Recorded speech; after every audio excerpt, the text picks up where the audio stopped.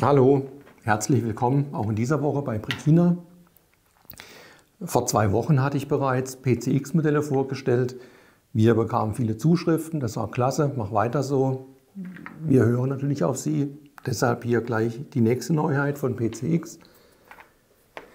Der Dodge Ram oder nicht Dodge, denn 2010 hat sich da die Verkaufsstrategie geändert. Da wurden die Namen geändert, aber am besten ich fange bei Alpha ganz am Anfang an. Die Firma Dodge wurde 1889 gegründet von den Gebrüdern Dodge, stellte dann 10 Jahre Fahrräder her. Die Fahrradfabrik wurde dann verkauft.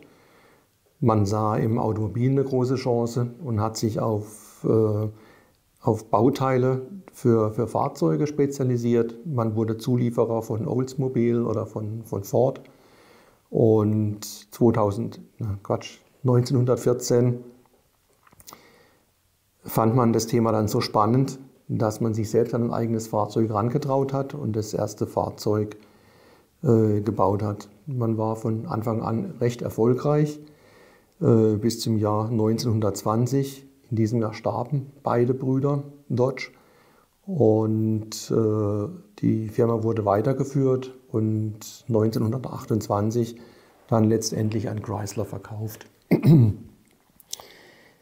2009, nachdem sich Chrysler bekannterweise von Daimler getrennt hatte, war Chrysler in bösen Schwierigkeiten und Fiat sprang dann rettend ein. Die Rettung endete in einer kompletten Übernahme 2014. Seit diesem Jahr gehört Chrysler mit seiner Marke Dodge zum Fiat-Konzern. Zurückkommend auf die seltsame Namenspolitik. 2010 hatten sich die Marketingstrategen bei Dodge dazu entschlossen, den Ram nicht mehr unter der Marke Dodge laufen zu lassen. Genauso wie übrigens die Viper, den Supersportwagen von Dodge, sind beides eigene Marken geworden, nicht mehr unter dem Namen Dodge.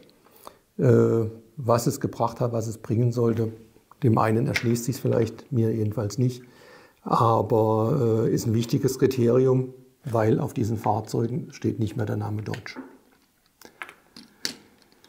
Ja, soweit zur Geschichte der Marke Dodge. Noch einen kleinen Rückblick über den Dodge Ram. 1981 erschien zum ersten Mal ein Fahrzeug unter der Bezeichnung Dodge Ram. Es war ein normaler Pickup, es war einer unter vielen. Es mangelte in den USA nicht an Pickup-Angeboten. Ford und General Motors waren da schon lange aktiv. Und das Modell führte die ersten Jahre ein Schattendasein. Anfang der 90er Jahre entschloss man sich dann, einen anderen Weg zu gehen. Man wollte sich abheben von den bisherigen Pickups und hat einfach ein Fahrzeug gebaut mit einem riesigen Kühlergrill. Auch die Dimensionen waren immer ein Tick größer als bei den Wettbewerbern. Ging so weit auch bis zum Motor. Das Fahrzeug war mit einem V10-Zylinder zu bekommen, was andere Wettbewerber nicht bieten konnten. Und plötzlich, Größe kommt gut an in den USA, ein mächtiges Fahrzeug sowieso. Die zweite Generation ab 1994 wurde richtig erfolgreich, verkaufte sich bis zu 450.000 Stück in den besten Jahren und entwickelte sich prächtig, wurde auch zur dritten Generation, zur vierten Generation weiterentwickelt. Der V10-Motor wuchs zwischenzeitlich auf 8,3 Liter Hubraum an. Auch im heutigen gibt es wieder einen Monstermotor mit über 700 PS. Man traf mit diesem riesigen, mächtigen Truck offensichtlich den Geschmack der Amerikaner.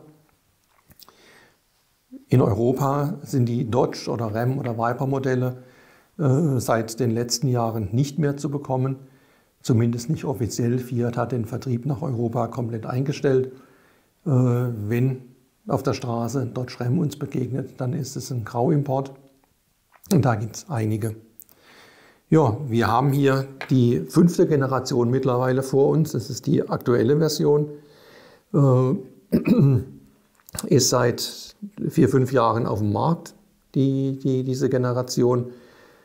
Was dazu führt, dass es auch entsprechend Sondermodelle gibt. Immer wieder, wir haben uns für die Modelle ein paar Sondermodelle als Vorbild rausgesucht. Sie sehen hier den Lone Star Sondermodell. Fahrzeug hat verchromte Stoßstangen. Hier ist noch ein Vorserienmuster zu sehen. Stoßstangen sind noch silber lackiert, wird später vorbildgerecht in Chrom zu haben sein. Wir haben hier ganz in Schwarz den Limited. Auch hier haben wir nur ein Vorserienmuster vorliegen. Hier sind irrtümlicherweise noch die Türgriffe in Silber und der Ram-Schriftzug auf der Front ist hier auch noch Silber, wird alles vorbildgerecht noch in Schwarz geändert.